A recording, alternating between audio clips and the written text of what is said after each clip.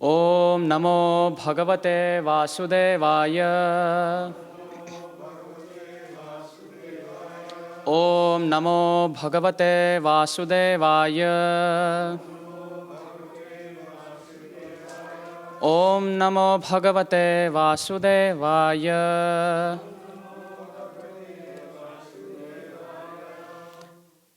Om Ajnanatimirandhasya Jnananjanashalakaya Chakshur Unmilitam Yena Tasmai Shri Gurave Namaha. Nama Om Vishnupadaya Krishna Preshthaya Bhutale Srimate Bhaktivedanta Swamin Iti Namine. Namaste Saraswate Deve Gauravani Pracharane Nirvishesha Shunyavadi Paschatya Deshatarane. Jai Shri Krishna Chaitanya Prabhu Nityananda Shri Advaita Gadadhara Shrivasadi Gaura Bhakta Vrinda. Hare Krishna, Krishna Krishna, Hare Hare. Hare Rama, Rama Rama, Hare Hare. Hare Krishna. So I welcome all the devotees to our Wednesday feast program. We are in this ongoing discussion, a week-long seminar on the life and the instructions and the precepts of great Vaishnavacharyas from the past. Yesterday we discussed the life of Srila Madhvacharya, and today being the holy disappearance day of Sripad Ramanujacharya, the topic of today's discussion would be the life and the pastimes of Srila Ramanujacharya. Before we begin, as we always do, if we could have like a quick, a minute or 2 minute introduction to Ramanujacharya. Is there anyone who has heard anything about this great soul? Is this name familiar? Sripad Ramanujacharya? Have we heard something? Okay. So this session will make a lot of sense. Not just for all of you, but for me as well. Yesterday we discussed about the importance of 4 Vaishnava Sampradayas. Is there anyone who could speak about it? Yes. Shri Sampradaya, yes. Rudra Sampradaya, Kumara Sampradaya, Brahma Sampradaya. If there is anyone who's not able to see from the angle where you're sitting and would like to see the board, is free to change your position. What are these 4 Vaishnava Sampradayas? We gave an example yesterday. Srila Bhakti Siddhanta Saraswati Thakur gives a beautiful example, says that this material world is like a well. And inside this well are 4 ropes. The 4 Vaishnava Sampradayas are like 4 ropes. And the material world is like the dark well. And we jivas, where are we? Inside that well. So if we catch hold of any of these ropes, very firmly, tightly with firm conviction and devotion, then slowly but surely we'll be out of this well. So these 4 Vaishnava authentic Sampradayas are the Rudra Sampradaya. Ultimately all of them come from Krishna, as we discussed yesterday, but they come through different empowered personalities. So the Adi Guru, or the first Guru for the Rudra Sampradaya, is Shiva. For the Kumaras is the 4 Kumaras, and the 4 Kumaras are sons of Lord Brahma. The Shri Sampradaya starts or goes through Lakshmi or Shri, and finally the Brahma Sampradaya, which goes through Lord Brahma. And we discussed yesterday, which Sampradaya do we belong to? The Brahma Sampradaya. And therefore our Sampradaya is called as Brahma Madhva Gaudiya Sampradaya. And each Sampradaya has a powerful, empowered, representative Acharya. For the Rudra Sampradaya, in fact, they are in the same chronological order of time, the way they appeared. Vishnu Swami from the Rudra Sampradaya came first. Then Nimbarka Acharya from the 4 Kumaras, the Kumara Sampradaya, came next. Then was Sripad Ramanujacharya, who represented the Shri Sampradaya, the topic, the title of our discussion. And finally, the great Madhvacharya from the Brahma Sampradaya. Shri Shri Radha Gopi Vallabha ki Jai. So Srila Ramanujacharya, he appeared roughly around 1000 years ago. In fact, next year, 2017, we are celebrating the 1000th appearance of Sripad Ramanujacharya. So he appeared in 1017, and next year is 2017. So, like Madhvacharya, Ramanujacharya again came to break the teeth of impersonalism, which was spread by the followers of Shankaracharya. Impersonalism, Mayavad, basically talks about merging into God, speaks of the fact that the living entity and God are non-different, they are one. And it's just that we have to realize, you are God, I am God, you are God, we all are God. It's just that we don't know we are God. This is the impersonal philosophy. And also for the fact that God has no form, He has no attributes, He is nameless, formless, qualityless, pastimeless, and Prabhupada said those who say that they're shameless. So to defeat all of this argument, great Ramanujacharya was sent. He appeared in a very holy place called Sri Perumbudur in the southern part of India. And he appeared to the great Keshavacharya and Kantimati. It is described that Keshavacharya and Kantimati, like the parents of Madhvacharya as we discussed yesterday, they performed this austerity for many, many years. And they prayed to the Supreme Lord for an empowered son, for a pure devotee to appear in their life. Not just somebody who appears as a child, but somebody who's going to be a torchbearer, who's going to be a preacher of the Vaishnava philosophy. And answering their prayers, the Supreme Lord sent his partial expansion, Lakshmana or Anantadev, who is the first expansion of the Supreme Lord in the form of Balaram. He himself entered the womb of Kantimati. And this was recognized by Kantimati's brother, Sri Shaila Purna. Sri Shaila Purna was the sannyas disciple of the great Yamunacharya, about whom we would discuss now in few minutes. So Sri Shaila Purna, he said that this personality should be named Ramanuja. What does Anuja mean, this word? Anuja? Younger brother or follower. Anu means to follow and Ja means to walk. Anuga, Anuja, like that. Or to come, just to follow footsteps.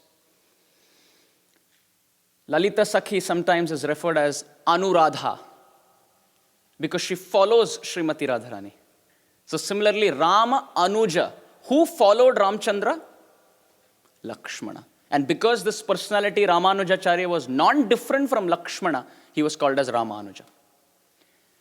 In fact, in his childhood, there are so many pastimes. This life of Ramanujacharya is such a treasure. There is so much of information about his teachings, about his life, detailed stories, that you could go on for like a fortnight discussing about him. But since we just have around 20 minutes, and in 20 minutes you cannot do good justice to the life of such a great personality, I have just picked a few instances in his life, and as time is never on our side, we have to just skim through. But of course, if there are questions, we take at the end of the class.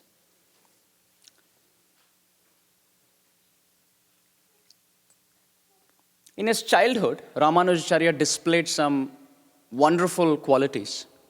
Like it is described, Ramanujacharya never discriminated anyone on the basis of birth.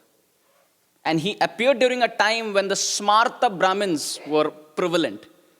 That is that sect or that class who consider Brahmins and non-Brahmins on the basis of birth. Even now in several villages of India, you're considered as a Brahmin or a Shudra just on the basis of your birth.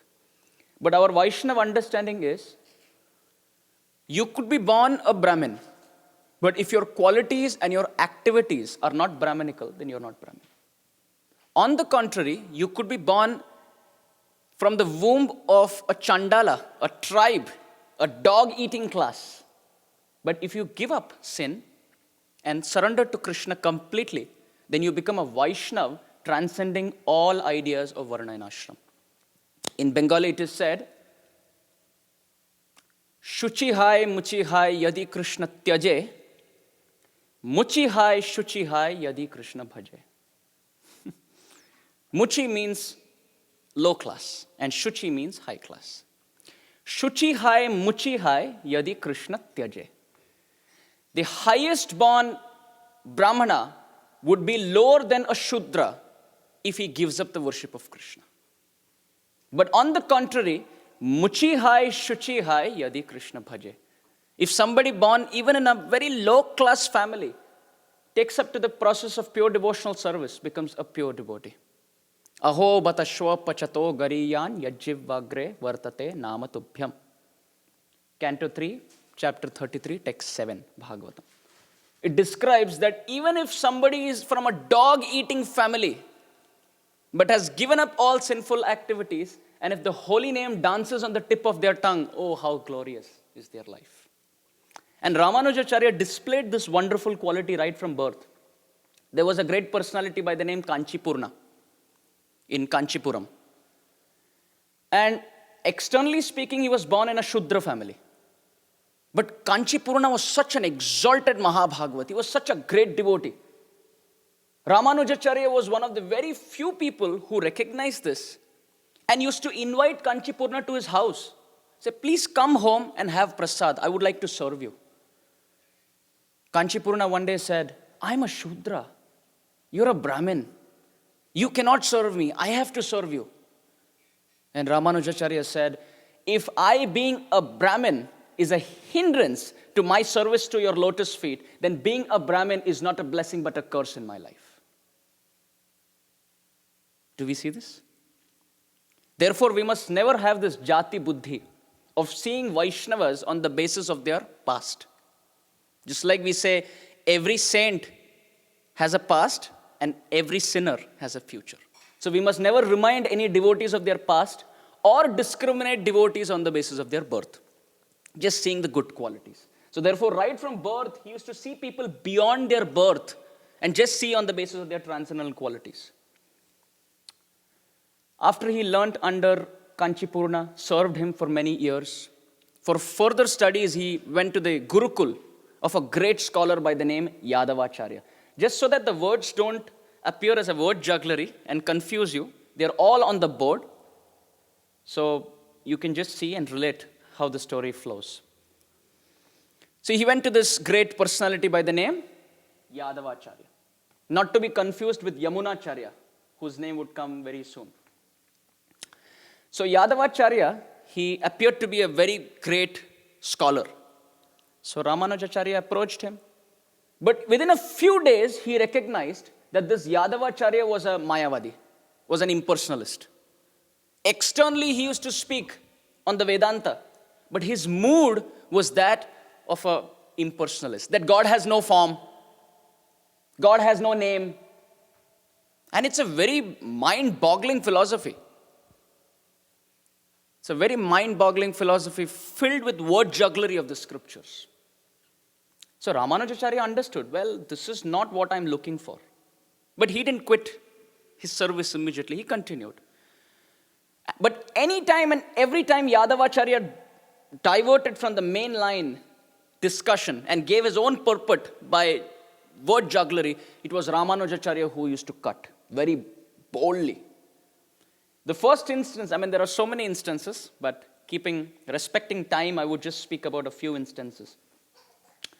In the first instance, when Yadavacharya was speaking on the scriptures, he spoke on an aphorism from the Aitareya Upanishad, which went as Satyam, Jnanam, Anantam, Brahma. What does Satyam mean? Absolute truth. What does Jnanam mean? Knowledge. What does Anantam mean? Unlimited. And what does Brahma mean? Ultimately, God. So the meaning in the Vaishnava sense was that the Supreme Lord is an abode of ultimate truth, absolute truth, all knowledge, and he is unlimited. This was the meaning.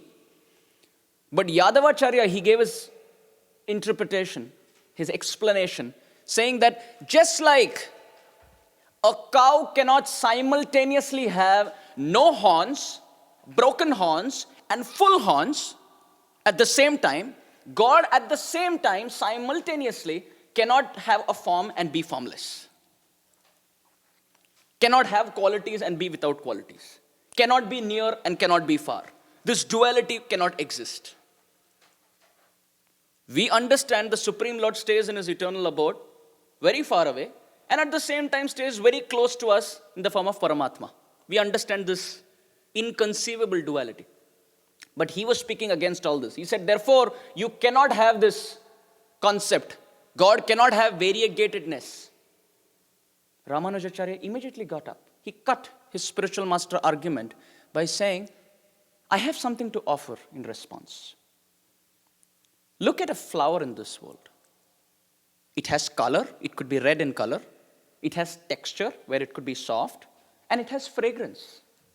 When something material from this world can have multiple qualities all at the same time, oh spiritual teacher, are you telling me the origin of all of this cannot have different qualities at the same time? I don't agree to this.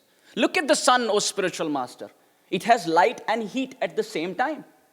So how do you say God cannot have different qualities and variegatedness in his names, form, qualities and pastimes? And to this, Yadavacharya had no response, because he knew that what Ramanujacharya was saying was a brilliant response. While other students were simply noting down what the teacher was explaining, here was Ramanujacharya understanding, comprehending the whole philosophy and counteracting with the right Siddhanta. So Yadavacharya said, how dare you challenge my argument? But in response, he had nothing, so he kept quiet. The next instance was even more interesting and heartbreaking for Ramanujacharya. Ramanujacharya was massaging the lotus feet and the body of Yadavacharya with oil. And Yadavacharya was speaking from the Chandogya Upanishad. And he said this aphorism. Tasya yatha kapyasam pundarikam eva akshini. The literal meaning that Yadavacharya decoded out of this aphorism was very bad, was a very wrong interpretation. Pundarika means, what does the word Pundarika mean? Lotus. Akshini means eyes. All right? The word Kapi in Sanskrit means a monkey. And Asam means the rear part. All right? Yadavacharya shamelessly, he interpreted this whole aphorism by saying the lotus eyes of the Supreme Lord are reddish like the rear part of a monkey. And Ramanujacharya was massaging his body and he was crying. He said, what a fool.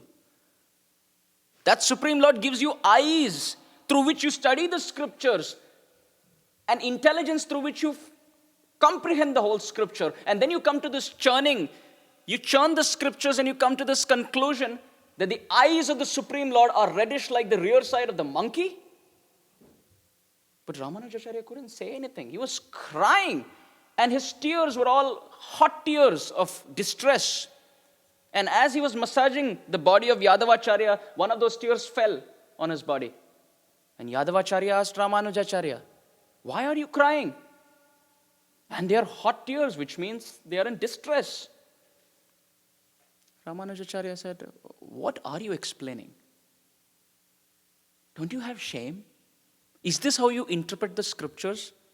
Yadavacharya said, what is wrong in this interpretation? And if you think you're so smart, explain, what does this mean?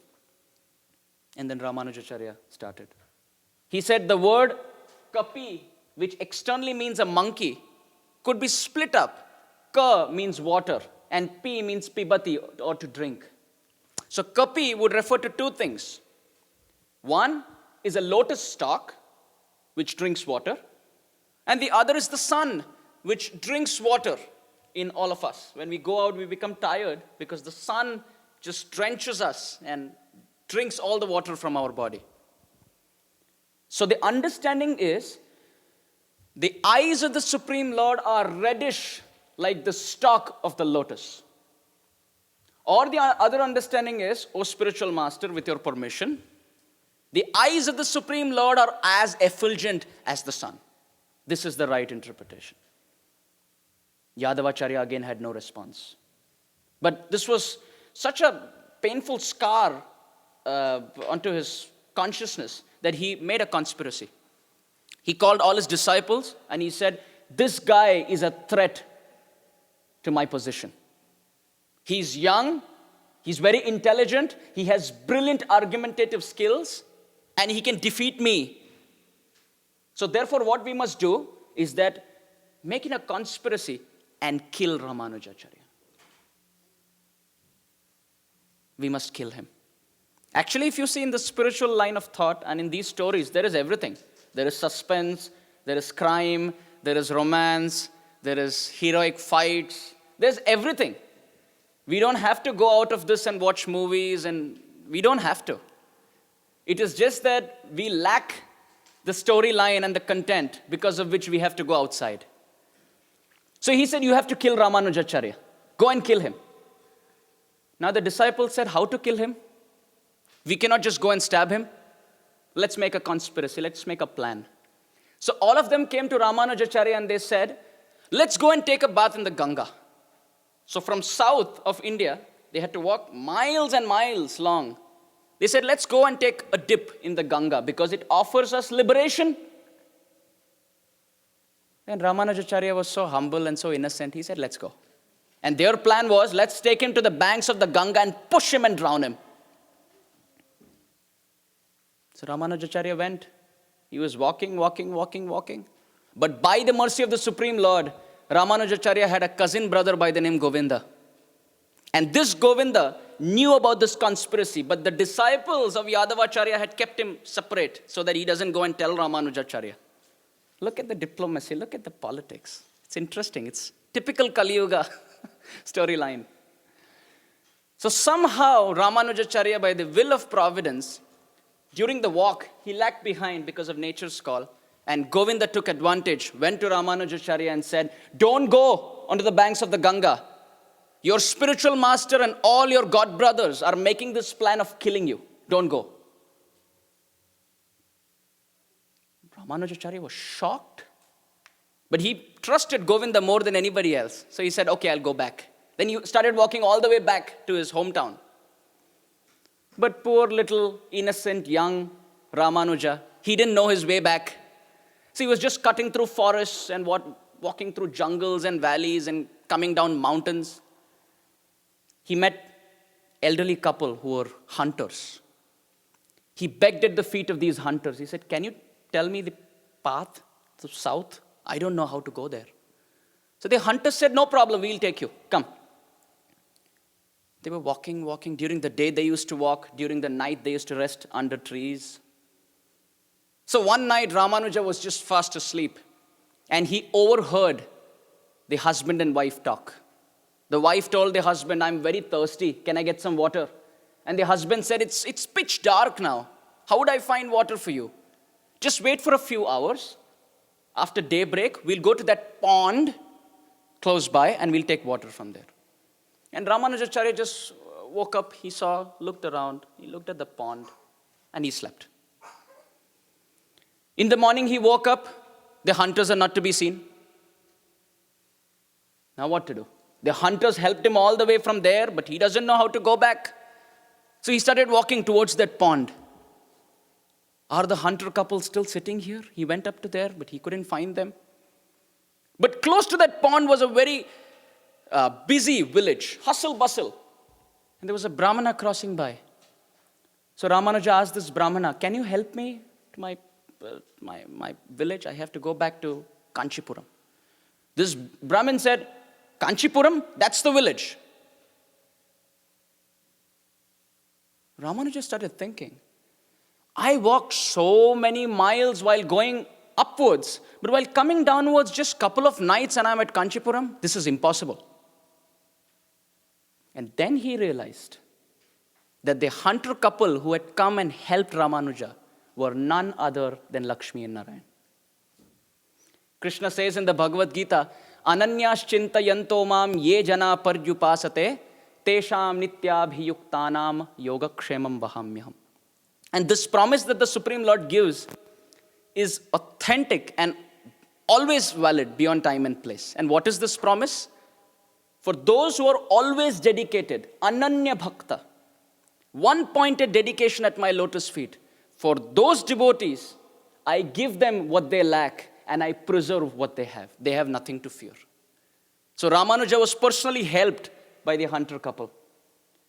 He came back to Kanchipuram. By then, his teacher, Yadavacharya, he was searching for Ramanuja. Where is our goat? Where is our scapegoat?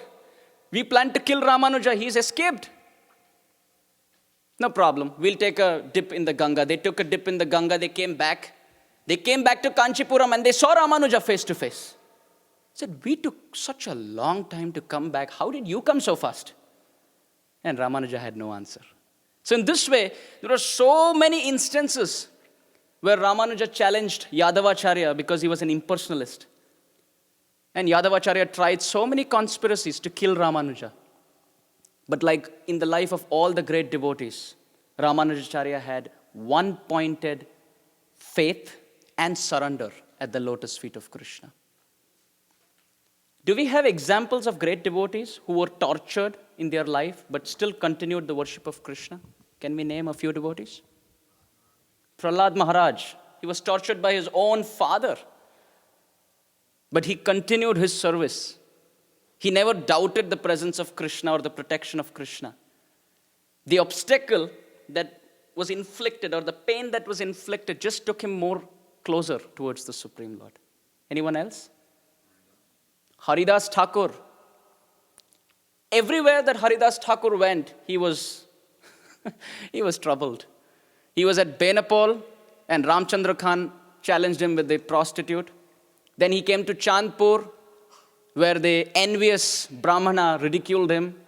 Then he came to Shantipur where he was being whipped in 22 marketplaces every single day. But with all that pain that came to him, the faith increased, and at every beating, he loudly continued to chant the holy name. Hare Krishna, Krishna Krishna, Hare Hare, Hare Ram, Ram Ram, Hare Hare. Finally, Ramanujacharya left the service of Yadavacharya. He came back to Kanchipurna. Who is this Kanchipurna? Kanchipurna is the devotee whom we were talking about, who was externally in a low-class body, but was a pure devotee. So he came to the service of Kanchipurna. And there are so many pastimes of service that he had with Kanchipurna. He met with another great devotee by the name Mahapurna. He served Mahapurna for such a long time, and who was almost going to take him to another great devotee that we named by the name Yamunacharya. So many names. The life of Ramanujacharya was filled with service. In fact, when the great Yamunacharya left his body, it is described that his 3 fingers, instead of being outreached, were folded like this. Yamunacharya's. So all the disciples of Yamunacharya, they started figuring out, well, our Gurudev was so blissful, everything is okay, but what happened to these 3 fingers? And Ramanujacharya came to that spot, and in front of the body of Yamunacharya, he said, in the presence of Yamunacharya's body, amidst all the Vaishnavas as witness, this Ramanuja promises to spread the principles of Sri Vaishnavism far and wide. As soon as Ramanujacharya said that, 1 finger went out in the hand of Yamunacharya, who had actually left his mortal body. Then Ramanujacharya continued, I promise to write a commentary on the Vedanta Sutra and name it as the Sri Bhashya. And the 2nd finger came up. And then Ramanujacharya said, and I, Ramanuja, finally, touching the lotus feet of Yamunacharya, I promise to spread the glories, the life, and the teachings of the great Parashara on the basis of the Upanishads. And as soon as he said that, the 3rd finger also came out from the dead body of Yamunacharya. And all the Vaishnavas got to know that it was Ramanujacharya who was empowered to carry forward this legacy in the Sri Sampradaya, following the footsteps of Yamunacharya. So in this way, Ramanujacharya's life was always filled with sadhu sangha. Whether it is Kanchipurna, whether it was Mahapurna, whether it is Yamunacharya, Goshtipurna, so many gurus. And it is described, Ramanujacharya finally took sannyas, and he lived in this world for over 100 years, fearlessly like a lion, preaching the message of the scriptures. He had so many exemplary disciples. He had so many temples and a lot of service. In fact, he has a very wonderful pastime with our Jagannath also. Do we all want to hear that story? In the temple of Jagannath, it's so holy. The deities we worship is Jagannath, and the topic of our discussion is Ramanujacharya. And the connection is also very wonderful. Ramanujacharya was so fixed up with the detailed, step-by-step process, regulated worship of the deities. So he once went to Jagannath Puri. And he saw the way Jagannath was being worshipped by the pandas there. And they are on the level of spontaneous love. They don't follow the external rules of deity worship. So Ramanujacharya, he spoke to one of those pujaris and he said, this is not the way you worship Jagannath. I'll give you the detailed process, the vidhi marga of Archana Siddhi, of deity worship. And those pujaris, being very humble and very sincere, they said, oh, the great Ramanuja, you want to shower your mercy on us? No problem. They took all the steps. They said, from tomorrow we will worship Jagannath the way you ordered us to. That night, Jagannath was sleeping, resting in the holy land of Jagannath Puri. And the Lord of this universe, Jagannath, appeared in the dream of Ramanuja. And he chastised him left, right, and center. You might be Ramanuja outside of Puri. You might be the great preceptor, the great guide, the great spiritual master teaching people principles of deity worship all outside of Puri. But in Puri, I love to be worshipped the way they worship me. Don't interfere between the love that the devotees in Puri have with me. Get lost. And some stories describe that Jagannath pushed Ramanujacharya, and some authors, with a lot of courage, they say Jagannath kicked Ramanujacharya in the dream.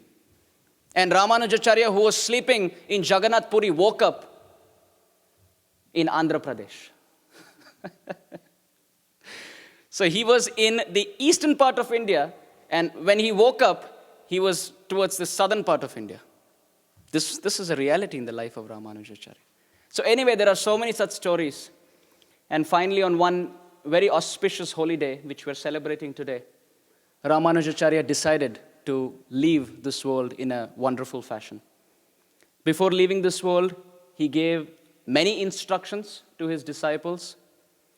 And the prominent 3 instructions were as follows. He told his disciples to always be united, just like Srila Bhaktisiddhanta Saraswati Thakur and our Srila Prabhupada instructed.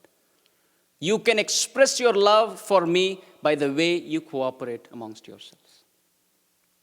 He said the first thing is, come what may, you should always be united. You should always cooperate. Because the illusory energy of Maya doesn't attack from outside, but attacks from within. The second principle was always to serve the spiritual master and all the Vaishnavas in the mood of humility and tolerance. And the third was to study the scriptures and constantly, with love, faith, and devotion, chant the holy names of Krishna. Hare Krishna, Krishna Krishna, Hare Hare, Hare Rama, Rama Rama, Hare Hare. Keeping the lotus feet, the slippers of his spiritual master to his chest, his head on the lap of his cousin brother, and his lotus feet on the lap of his disciple, Sripad Ramanujacharya, left this world on this most auspicious day. So on this day we remember Sripad Ramanujacharya, we pray for his mercy, and amongst Vaishnavas we discussed his life so that the Supreme Lord and Sripad Ramanujacharya, who's an empowered devotee, they may be pleased with our spirit of devotion and may bless us on this path of pure devotion. So I would like to stop here And if there are any questions or any comments, you could take them. Pretty sure we don't have time. Trust me, that was not my plan. Anyway. All right. Sripad Ramanujacharya ki jai. Srila Prabhupada ki jai. Gaur Premanande. Hari Hari Hari.